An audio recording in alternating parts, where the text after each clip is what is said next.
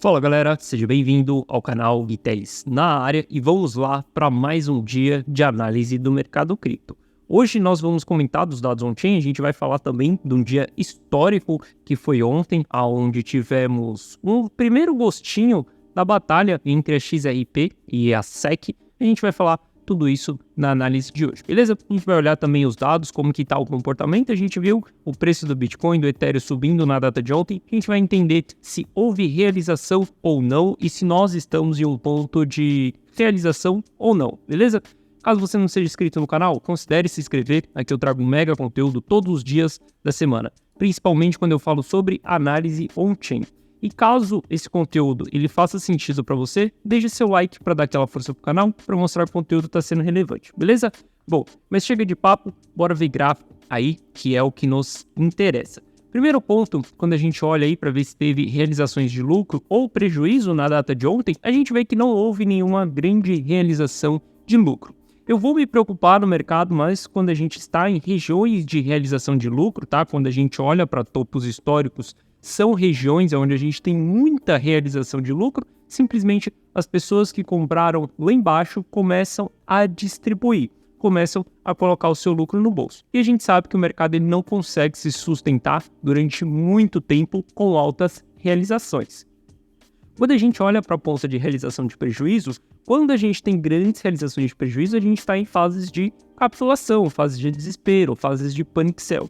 Ótimas fases para a gente comprar quando a gente pensa em ciclo de mercado e ótimas fases para a gente vender quando a gente pensa em ciclo também são nas zonas de realização de lucro. Quando a gente vê o que aconteceu aí na data de ontem, simplesmente água morna. Não teve nem realização de lucro, como também não teve nem realização de prejuízo. Hoje, o que eu vejo é que o mercado está muito paciente. Todos aqueles investidores que entraram, todas aquelas pessoas que decidiram holdar o ativo por um determinado período, que decidiram enxergar o mercado no longo prazo, que simplesmente estão olhando ali para após o halve, estão olhando para outros momentos, todos esses investidores eles estão extremamente pacientes. Até o presente momento, a gente vê que 30 mil dólares não é o ponto de venda desses caras, não é o interesse de venda desses players, beleza? A gente consegue ver isso claramente através de dados. Olhando para a tela aqui, a gente consegue ver que esses players não estão realizando.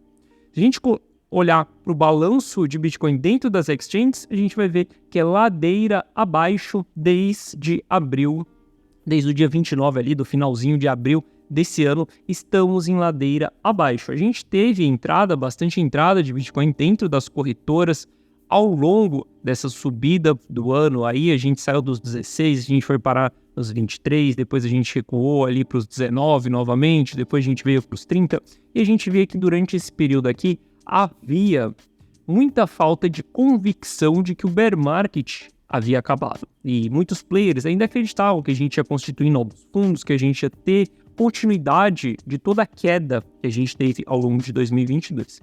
E a partir do momento que a gente bate os 30 ali, a gente começa a ver uma mudança no comportamento dos investidores. A gente começa a ver as pessoas voltando a acumular, as pessoas voltando a holdar os seus ativos. E a gente vê que na data de ontem continuou com saída de Bitcoin de dentro das corretoras. A gente está no menor patamar possível desde 2018 de saldo de Bitcoins dentro das corretoras. Algo que eu venho falando com vocês é que a gente vai sim ter um supply squeeze quando a gente tiver uma nova bull run no mercado.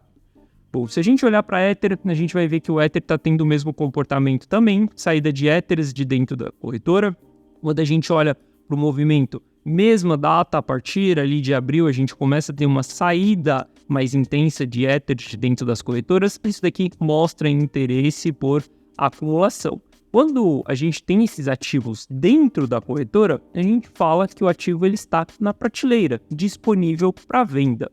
Quando você tira esse ativo de dentro da corretora e você coloca dentro da sua wallet, você tem muito mais trabalho para você poder vender aquele ativo. Cara, tá na sua wallet, você deixa o wallet num cofre, você simplesmente tem que pegar o wallet, transferir para a corretora, pagar a taxa de transferência para você poder liquidar aquele ativo.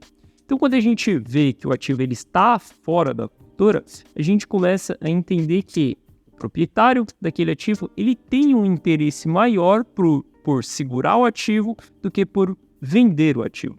Então, quando a gente olha para saldo das corretoras, é exatamente uma maneira que a gente tem de ver qual que é a expectativa dos investidores. Se os investidores estão enviando para as corretoras, significa que eles têm uma expectativa de liquidar aquela posição. Se eles vão liquidar, a gente tem pressão de venda. Se eles estão sacando da corretora, a gente está simplesmente tendo uma pressão dos holders, uma pressão para o ativo continuar subindo. Se olharmos para o investidor de longo prazo, que é exatamente aquele cara que mais importa para nós, aquele cara que tem o padrão de construir o fundo do mercado e de construir o topo do mercado também, a gente vai ver que esses caras continuam acumulando. E por que eles constroem tanto topo e tanto fundo? Saca só, todo o preço do ativo, se ele vai para baixo ou se ele vai para cima, ele depende de uma coisa só, oferta e demanda. Hoje, se todo mundo sair na rua e resolver comprar tomate, amanhã o preço do tomate ele vai subir. Não importa se a gente está tendo aumento da taxa de juros, não importa se a gente está tendo conflito entre países, não importa nada. O preço do tomate ele vai simplesmente subir. E se todo mundo continuar comprando, ele vai continuar subindo. Agora, se todo mundo sair na rua e resolver vender um Celta, por exemplo, se todo mundo tiver um Celta e todo mundo quiser vender esse carro na data de hoje, a gente vai ver o preço do Celta despencando, porque você vai querer vender mais barato do que eu, o próximo cara vai querer vender mais barato do que você, e assim vai indo, então a gente vai tendo muita oferta daquele ativo, e o preço dele vai despencando. E quando a gente olha para os investidores de longo prazo do Bitcoin, eles detêm a maior quantidade dos ativos. Hoje a gente vê que eles estão com 14,4 milhões dos 19 milhões, isso que a gente tem que considerar ainda que tem moedas que foram perdidas ao longo desse processo, tudo isso, a gente vê que esses caras eles têm a maior quantidade de supply na mão deles. Hoje, por exemplo, eu, Guiteles, eu analiso muito mais o long term holder, os investidores de longo prazo, do que, por exemplo, mineradores. Eu sei que tem pessoas que se preocupam com os mineradores, se o minerador está vendendo, se o minerador está mudando seus bitcoins para as corretoras, mas saca só, hoje os mineradores eles detêm apenas 10% do supply circulante, enquanto esses investidores de longo prazo, eles estão por cerca de 70% do supply circulante. E quando a gente vê esses caras vendendo, o mercado ele não consegue absorver essa pressão de compra. Então, quando a gente olha para o valor net desses caras, sempre altas distribuição na formação de topo, até o momento que o mercado não aguenta mais e o mercado vai cair. A gente tem isso nos padrões de ciclo. Obviamente, esses caras também capitulam, a gente tem a capitulação, eu divido o investidor de longo prazo em dois grupos, o novato e o velhaco, e a gente sempre vê que o novato é quem capitula. E quando a gente dá um zoom in para entender o que está acontecendo dentro dessa região que nós estamos hoje, a gente vê que os investidores de longo prazo, eles continuam acumulando, continuam convictos na sua tese de comprar Bitcoin e simplesmente estocar isso daí. Quando eu olho para esse gráfico aqui, a gente está olhando para o valor net, ou seja, a diferença de venda com a diferença de compra. Então, quando a gente olha para isso daqui, a gente vê que esses investidores, eles estão acumulando, hoje, na data de ontem, na verdade, a gente teve uma acumulação de 23 mil bitcoins. Diariamente, está fluindo para a mão desses caras um acúmulo net de 23 mil bitcoins. E cada vez que passa, a gente vê um acúmulo maior desses investidores. Obviamente, vai chegar um momento que eles vão começar a distribuir. Nesse momento que eles começarem a distribuir, é o momento que a gente vai entrar em euforia, aonde estaremos chegando próximo de um novo topo. Aonde será esse novo topo? Será em 100 mil dólares? Será em 150? Será em 200? Não sei aonde que vai ser o próximo topo, não dá para saber.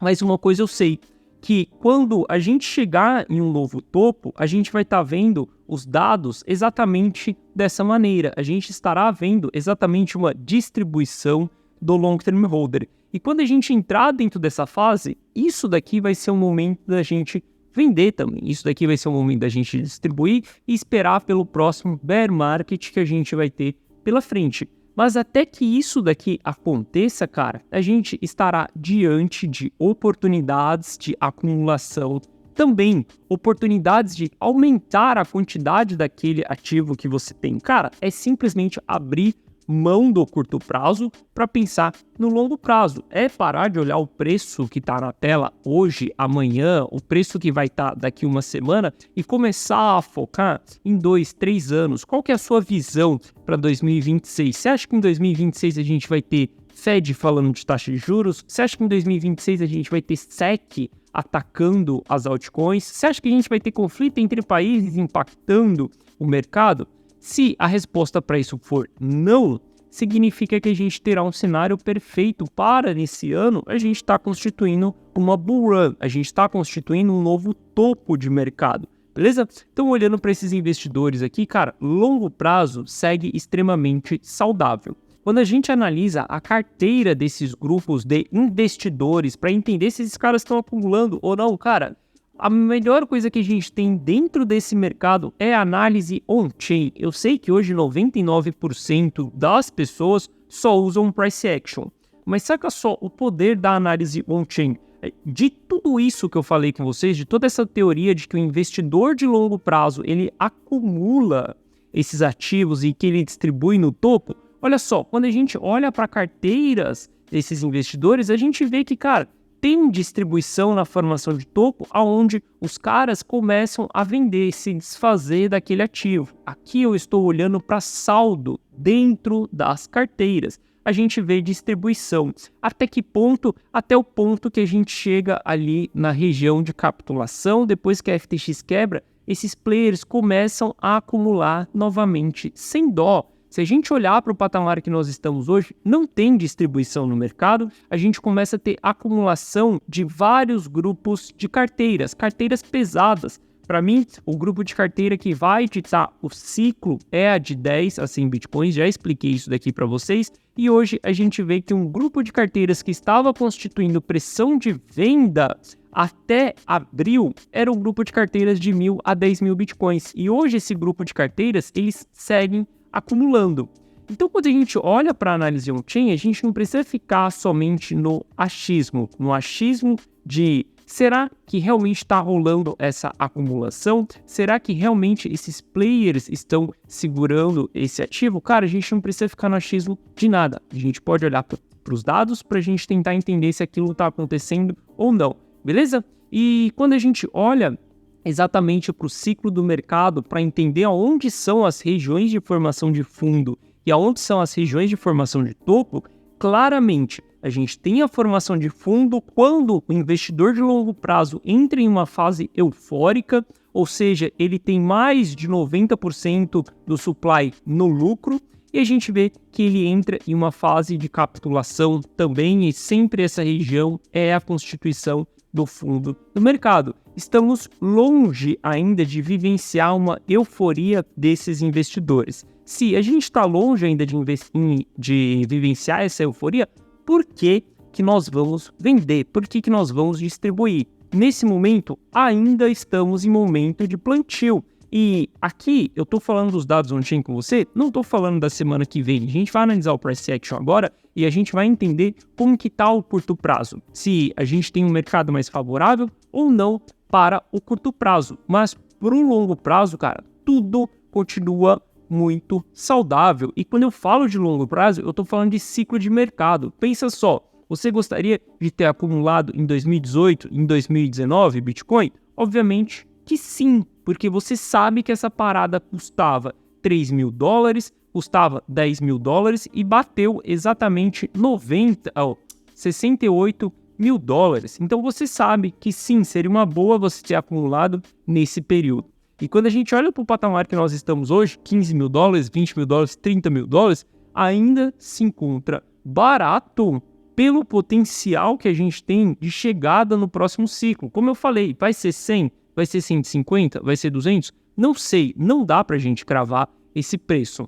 Mas a gente sabe que quando chegarmos lá, a gente vai descobrir, porque a gente vai ver esses investidores vendendo. Cara, quando a gente olha para os investidores de longo prazo, é a mesma coisa que você pegar na B3 aqui e você começar a analisar a carteira do Luiz Barsi. E você simplesmente ir na Nasdaq, no S&P, e começar a analisar a carteira do Warren Buffett. Você consegue saber se o cara está comprando ou se o cara está vendendo Coca-Cola. Se o cara estiver comprando Coca-Cola, você vai vender? Não, cara, você vai comprar também. Se ele estiver despejando, você vai comprar? Óbvio que não. Você vai vender também.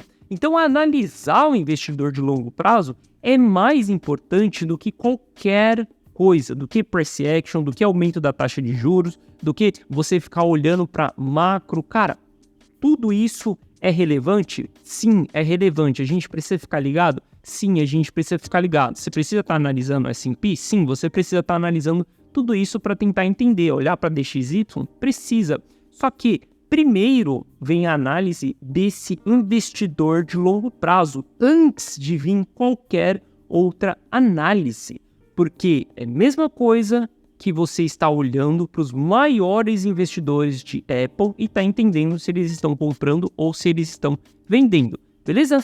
E bom, indo para o nosso price action aqui, ontem a gente teve a Ripple, XRP, né? Vamos falar XRP que fica mais fácil para todo mundo. A gente sabe que eles têm uma batalha contra a SEC para ser considerado security ou não. E a batalha ainda não foi finalizada, só que a gente começa a ver que a SEC está fraquejando para considerar a Ripple ou a XRP como uma security. E cara, vou ser bem direto para vocês. Se a SEC não conseguir considerar a XRP como uma security, ela não vai conseguir considerar nenhuma outra cripto como security. Porque exatamente a XRP é o protocolo mais dark que a gente tem em termos de security. Se eles não conseguirem fazer isso, Matic não vão conseguir, Solana não vão conseguir, Cardano não vão conseguir, eles não vão conseguir enquadrar nenhuma cripto como security. Ontem a gente teve um grande marco dentro do mercado, exatamente essa batalha. Eu falo muito para vocês que a gente está vivenciando, né? Nós que somos investidores do mercado cripto, a gente está tendo pela primeira vez na história um único mercado que está vindo da população para os amigos do rei e não o inverso. Não sei se você sabe, mas para você listar uma empresa na bolsa, por exemplo, você passa por Série B, Série E, um monte de investidores, a gente tem um monte de venture capital, um monte de pessoas entrando no jogo antes daquela empresa ser listada dentro de uma bolsa. E depois que ela é listada, cara, todos esses investidores já compraram. Por exemplo, a BlackRock já vai ter tido acesso àquela empresa antes daquilo ser listado na bolsa. Ele tem a oportunidade de comprar antes de você comprar.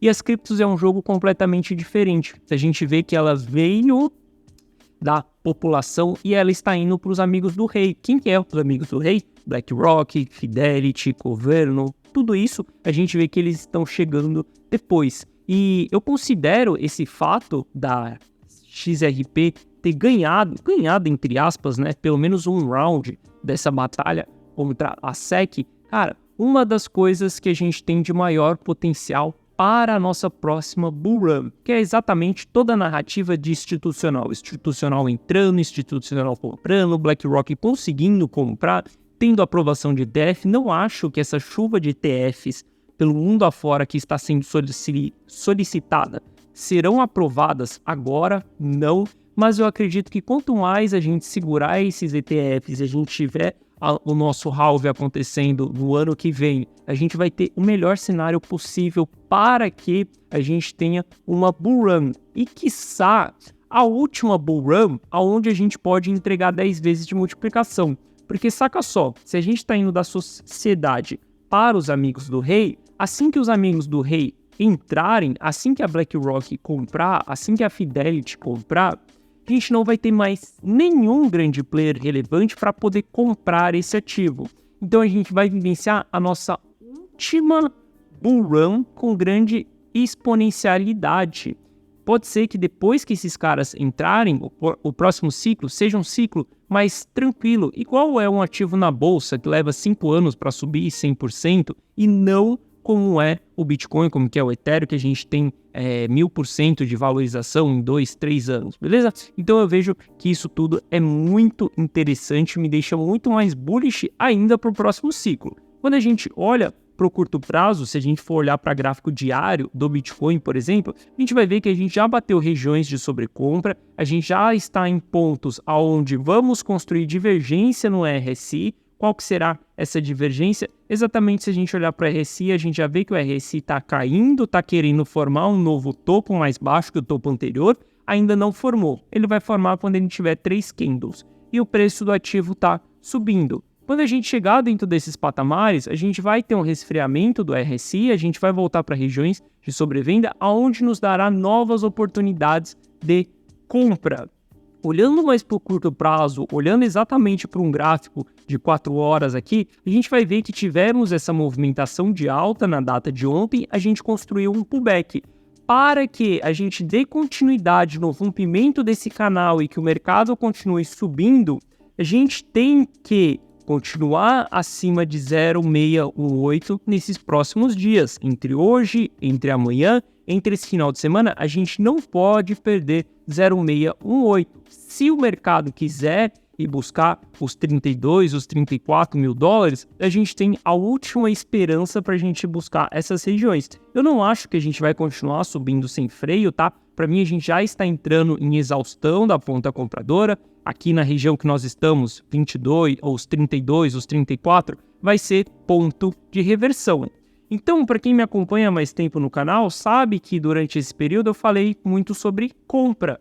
Para mim, esse período aqui, agora a gente já está entrando em momentos de realização de lucro, simplesmente momentos de venda, quando a gente fala para curto prazo e para médio prazo. Aqui não é momento de entrar, por mais que a gente tenha toda essa narrativa positiva que eu falei para você, investidor de longo prazo, todo mundo acumulando.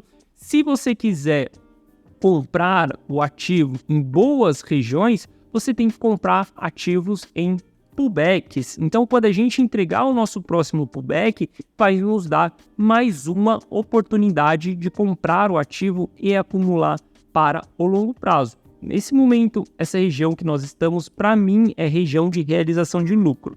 Inclusive, porque na data de ontem a gente teve liquidação, a gente teve movimentos artificiais, muitas compras foram forçadas por conta das liquidações que nós tivemos. Vejo que o ativo ele tem tudo para continuar subindo nos próximos dias. Se a gente não perder 0,68 de Fibonacci num gráfico de 4 horas, ele tem tudo para continuar subindo. Só que ele não vai continuar subindo muito mais forte. Não acredito que a gente vai puxar alta até os 40 mil dólares, por exemplo. Acredito que em alguma região aqui a gente vai iniciar uma reversão. A gente vê que o mercado de touro ele já está perdendo um pouco já da sua força. Quando a gente vê essa lateralização aqui em cima, é um movimento onde alguns players estão acumulando, só que a gente vê que toda vez que ele tenta romper, ele tem rejeição, ou seja, a gente tem pressão de venda aqui em cima. Players mais experientes não vão comprar com RSI em sobrecompra, eles vão comprar com RSI em sobrevenda, por isso que a gente tem uma exaustão da ponta compradora, beleza? Bom, se a gente olhar para o Ether puxou bastante o mercado ontem também, a gente teve as altcoins subindo bastante por conta do caso da XRP. Gente, eu tenho operação de Ether do médio prazo, vocês sabem que eu estou bem exposto em Ether, tenho entradas lá em 1.800, isso daqui eu trago todos os sábados para vocês aqui no canal, inclusive amanhã a gente vai falar sobre isso aqui no canal. Eu tenho algo para buscar os 2.600 de Ether, beleza? Mas nesse momento a gente está em uma região de resistência, antes dos 2.600 a gente tem outra resistência ali também, que é os 2.100, beleza? Não compramos resistência, a gente compra suporte. Então o que eu quero dizer para vocês é que nesse ponto que nós estamos hoje é ponto de venda, como aqui em cima também é ponto de venda. Terá pressão vendedora dentro dessas regiões. Não queira comprar o ativo dentro dessas regiões. Compre o ativo caindo, não o ativo subindo, beleza? Porque você tem grandes chances de colocar a estrela no topo do mercado. E para a gente finalizar, se a gente olhar para o book de ofertas do Bitcoin, a gente tem algo muito saudável que aconteceu até o presente momento. A gente vivia em uma região de venda, compra, venda, compra, venda, compra. Lateralização estava muito claro dentro do book aonde eram as regiões de venda e aonde eram as regiões de compra dessa lateralização. Ontem, depois que a gente capturou todas as ordens de venda que a gente tinha aqui nos 31 mil dólares, essas ordens não voltaram mais para o book. Isso daqui é um sinal muito bom. Geralmente, quando a gente captura essas ordens, depois essas ordens voltam. Por isso que eu falo para vocês, nesse momento, o preço ele tem tudo para ir para cima, para continuar subindo. Só que se a gente enrolar muito aqui e perder 0,618 de Fibonacci, a gente vai ver essas ordens voltando para o book. Se essas ordens voltarem para o book, a gente vai voltar para dentro da lateralização de um canal lateral aí que a gente já vem falando há bastante dias. O que aconteceu de muito positivo foi que entrou muito suporte no BTC, ali nos 32 mil dólares, mais ou menos, nos 31 mil dólares, mais ou menos. E quando a gente olha exatamente para essa região, é exatamente a região que nós tínhamos de resistência anterior. Era exatamente esse topo que a gente tinha cá atrás, beleza? Então, olhando para o mercado, se a gente quiser continuar subindo nos próximos dias, a gente tem que dar continuidade nessa alta o mais rápido o possível, porque senão os ursos vão voltar para o mercado, vão voltar a shortar para o mercado, vão voltar a shortar o ativo, a gente vai construir novas resistências, e se com toda essa euforia que a gente teve na data de ontem, a gente não conseguir dar continuidade nisso daí, a gente vai perder força sim e a gente vai voltar. Novamente, para mim, em algum momento aí a gente vai começar a encontrar um novo topo. Já não olho mais para compra no mercado nesse momento, tá? Pelo contrário, eu olho muito mais para venda nesse momento do que para compra. Quando a gente está constituindo o pullback, a gente tem ótimas oportunidades para estar comprando. A gente passou aí 60 dias, né, com oportunidades de compra. Depois a gente vem em movimentos de alta, e dentro dos movimentos de alta eu não vou comprar. Beleza? Vou comprar dentro dos movimentos de baixa. Bom, então é isso, galera. Espero que vocês tenham gostado da análise de hoje. Se você gostou, deixe seu like. Se você não é inscrito, considere se inscrever. Beleza? Forte abraço, tamo junto, e amanhã eu tô de volta aqui no canal com a operação de Ether que eu tenho dentro do mercado e que eu abri essa operação aqui para vocês. Beleza? Tamo junto, forte abraço e eu te vejo amanhã. Valeu!